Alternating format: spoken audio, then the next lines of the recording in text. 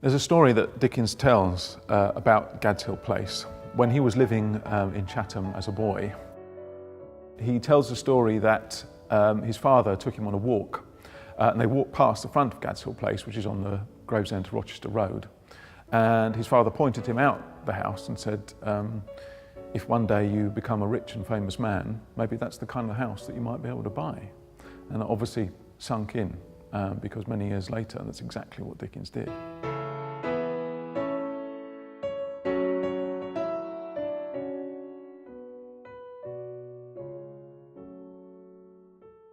Dickens bought Gadshill Place in 1856. He didn't get round to moving in permanently until 1859. It was the only house he ever owned the freehold of, and he loved it very much. He loved it so much that he couldn't leave it alone. He was always altering it, knocking things down, putting things up, and so on.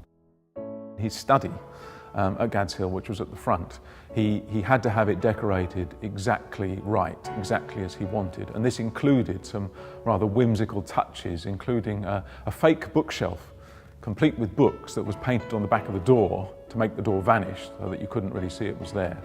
And these books had various humorous and amusing titles that he would chuckle over.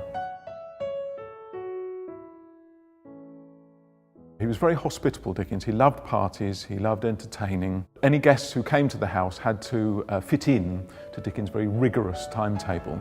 The morning was set aside for work. He would get up early and work very hard, constantly, and disappear into his study, and was not to be disturbed under any circumstances. But then he would burst out for lunch, and after lunch was walking, and people would be expected to come along on this walk, which could be 5, 10 or even 15 miles or so, into Rochester or into the surrounding countryside. So if you did stay, you were in for a pretty committed time, both partying and exercise.